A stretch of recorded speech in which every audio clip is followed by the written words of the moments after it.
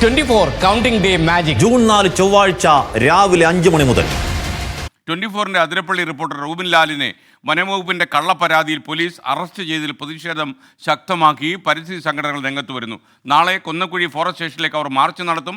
റൂബിനെതിരായ മർദ്ദന പരാതിയിൽ കഴമ്പുണ്ടെന്ന് കാട്ടി beat forest officer Jackson ഫ്രാൻസിസിനെതിരെ വനംവകുപ്പ് നടപടിയെടുത്തു എന്ന് വാർത്ത വരുന്നുണ്ട്. സൂര്യ സജി തൃശ്ശൂരിൽ നിന്ന് ചേരുന്നു. ഗുഡ് മോർണിംഗ് സൂര്യ സജി, വിവരങ്ങൾ പറയൂ. വീട്ടിനടുത്തേക്ക് ട്രാൻസ്ഫർ ചെയ്താണോ അദ്ദേഹത്തിനെതിരെ എടുത്ത നടപടി? അതെ എസ്കേൻ, വീട്ടിൽ നിന്ന് 1.5 കിലോമീറ്റർ ദൂരം നടന്നു പോലും വീട്ടിൽ പോകാം. വേണമെങ്കിൽ ഓഫീസിലെത്തി ഒപ്പിട്ട ശേഷം വീട്ടിൽ പോയി ഒരു കട്ടൻ ചായ കുടിച്ച് തിരിച്ച് ഓഫീസിലേക്ക് വരാം. ഉച്ചയ്ക്ക് ചോറുണ്ണാൻ പോകാം, വേണമെങ്കിൽ വിശ്രമിക്കുകയും ചെയ്യാം. അതിനുള്ള സൗകര്യാർത്ഥം ഈ വീട്ടിനടുത്തേക്ക് ട്രാൻസ്ഫർ നൽകിയിരിക്കുകയാണ്. അതിനാണ് പറയുന്നത്, അതായത് ഇദ്ദേഹം റൂബിനെ മർദ്ദിച്ചു എന്നതിൽ കഴമ്പുള്ളത് കൊണ്ട് വീട്ടിലേക്ക് മാറ്റുന്നു. അതാണ് നമുക്ക് പറയാൻ കഴിയുള്ളൂ. അതിനടുത്തേക്ക്, വീടിന് തൊട്ടടുത്താണ്, വളരെ 1.5 കിലോമീറ്റർ ദൂരം. നേരത്തെ 6 കിലോമീറ്റർ ദൂരം സഞ്ചരിക്കണമായിരുന്നെങ്കിൽ ഇപ്പോൾ 1.5 കിലോമീറ്റർ മാത്രം സഞ്ചരിച്ചാൽ ഈ ഓഫീസിലേക്ക് എത്തിച്ചേരാവുന്ന ഒരു സാഹചര്യമുണ്ട്. ഇതെല്ലാം കണക്കിലെടുത്തുകൊണ്ടാണ് ഈ പരിസ്ഥിതി സംഘടനകൾ ഇപ്പോൾ ഈ സമരം ശക്തമാക്കുന്നത്. ഇതിൽ വനം വകുപ്പിന് ഗുരുതരമായ വീഴ്ചയുണ്ട്. റൂബിനെ കയ്യേറ്റം ചെയ്യുന്നു, റൂബിന്റെ ഫോൺ തട്ടിത്തെറിപ്പിക്കുന്നു, അതിനുശേഷം റൂബിന് കള്ളപ്പരാതി കൊടുക്കുന്നു, റൂബിനെ ജയിലിൽ അടയ്ക്കുന്നു. ഇതിനെല്ലാം ശേഷം ഇതുമായി മർദ്ദനത്തിന് നേതൃത്വം കൊടുത്ത ജാക്സൺ എന്ന ഉദ്യോഗസ്ഥനെ വീടിനടുത്തേക്ക് സ്ഥലം മാറ്റുക കൂടി ചെയ്തതോടുകൂടിയാണ് ഈ പരിസ്ഥിതി സംഘടനകൾ ശക്തമായ സമരവുമായി രംഗത്തിറങ്ങുന്നത്. നാളെ കൊന്നക്കുഴി ഫോറസ്റ്റ് സ്റ്റേഷനിലേക്ക് മാർച്ച് നടത്താനാണ് തീരുമാനിച്ചിരിക്കുന്നത്. ഏറ്റവും പ്രധാനപ്പെട്ട കാര്യം, ഇതിൽ പരിസ്ഥിതി സംഘടനകൾ മാത്രമല്ല ഇതിന്റെ മുന്നണി പോരാളികളായുള്ളത്. ഈ റൂബിനടക്കം നമ്മൾ നടത്തിയ പോരാട്ടമുണ്ട് ഈ അതിരപ്പള്ളി മേഖലയിൽ. ആ പോരാട്ടത്തിൽ നമ്മളോടൊപ്പം ആർക്ക് വേണ്ടിയാണോ നമ്മൾ ആ പോരാട്ടം നയിച്ചത് അവർ കൂടി ഈ സമരത്തിന്റെ ഭാഗമാകുന്നു എന്നുള്ളതാണ് ഏറ്റവും ശ്രദ്ധേയമായിട്ടുള്ള കാര്യം. അതിരപ്പള്ളിയിലെ വിവിധ ഉൾവനങ്ങളിലടക്കം കഴിയുന്ന ആദിവാസി ഊരുകളിൽ നിന്നുള്ള ആളുകൾ പോലും നാളെ ഈ സമരത്തിന്റെ ഭാഗമായി കൊണ്ടെത്തും. ഇന്നലെയും അവർ റൂബിന്റെ വീട്ടിലെത്തി പിന്തുണ പ്രഖ്യാപിച്ചിരുന്നു. അവരെല്ലാവരും പറഞ്ഞത് ഇത് തീർത്തും ആദിവാസികൾക്ക് വേണ്ടി നടത്തിയ പോരാട്ടം, ആ പോരാട്ടത്തിന്റെ ഇരയാണ് റൂബിൻ.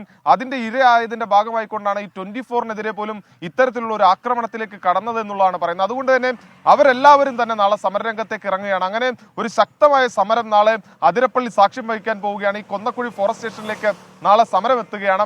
അതോടൊപ്പം തന്നെ ഈ റൂബിന് ക്രൂരമായ ജയിൽ മർദ്ദനം അടക്കം റൂബിന് നേരിടേണ്ടി വന്നിട്ടുണ്ട്. വീട്ടിൽ നിന്ന് അറസ്റ്റ് ചെയ്ത് കൊണ്ടുപോയതിനു ശേഷം ഈ ലോക്കപ്പിനകത്തടക്കം റൂബിൻ ക്രൂരമായ മർദ്ദനം ഏറ്റുവാങ്ങി. അതോടൊപ്പം തന്നെ അടിവസ്ത്രത്തിൽ ഈ സെല്ലിനകത്ത് റൂബിനെ നിർത്തുന്ന ഒരു സാഹചര്യം ഉണ്ടായിരുന്നു. അന്ന് ഈ GD ചാർജായി അവിടെ ഉണ്ടായിരുന്നത് വനിതാ ഉദ്യോഗസ്ഥയാണ്. ഈ വനിതാ ഉദ്യോഗസ്ഥയുടെ മുന്നിലാണ് റൂബിനെ അടിവസ്ത്രത്തിൽ നിർത്തിയത്. ഇതിലടക്കം നമ്മൾ ആവശ്യപ്പെട്ടത് ശക്തമായ അന്വേഷണം വേണമെന്നാണ്. അത് പ്രകാരം SP ഒരു അന്വേഷണത്തിന് DYSP ചുമതലപ്പെടുത്തി. പക്ഷേ അതെല്ലാം തീർത്തും അഡ്ജസ്റ്റ്മെന്റ് ആയിരുന്നു എന്ന് ഇന്നലെ IG കണ്ടെത്തിയിരിക്കുന്നു. അതിന്റെ അടിസ്ഥാനത്തിൽ DIG അജിത ബീഗത്തിന് ഇതിന്റെ അന്വേഷണ ചുമതല ഇന്നലെ വൈകുന്നേരത്തോടു കൂടി കൈമാറിയിരുന്നു. ഇന്ന് ഇത് സംബന്ധിച്ച അന്വേഷണ ചുമതല ഏറ്റെടുത്തുകൊണ്ട് ഇന്ന്, അതായത് റൂബിനെ ഈ മർദ്ദനമേറ്റത് സംബന്ധിച്ചുള്ള അന്വേഷണത്തിലേക്ക് DIG അജിത ബീഗവും ഇന്ന് കടക്കും. എസ്കേ, ഓക്കെ, താങ്ക് യു. സൂര്യ സജിയാണ് തൃശ്ശൂരിൽ നിന്ന് വിവരങ്ങൾ നൽകിയത്.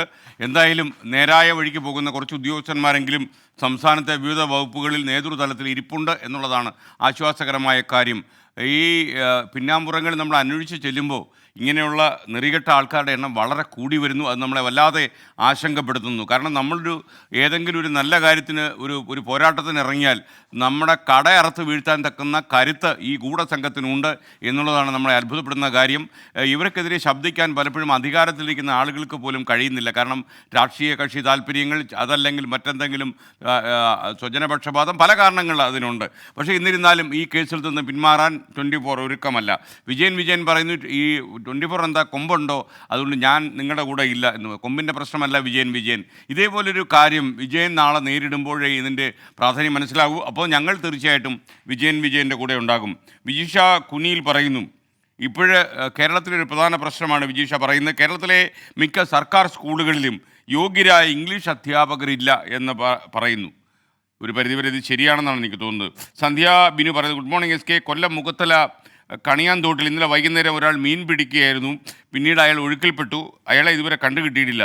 24-ൻ്റെ കൊല്ലം റിപ്പോർട്ടർ ഈ കാര്യം അറിഞ്ഞില്ലേ എന്ന് ചോദിക്കുന്നു. എന്തായാലും അരുൺരാജ്, ഞങ്ങളുടെ കൊല്ലം പ്രതിനിധി, ഈ കാര്യം അന്വേഷിക്കും. വിധി ദിനത്തിൽ 24 മാജിക് ജൂൺ 4 ചൊവ്വാഴ്ച രാവിലെ 5 മണി മുതൽ 24-ൽ.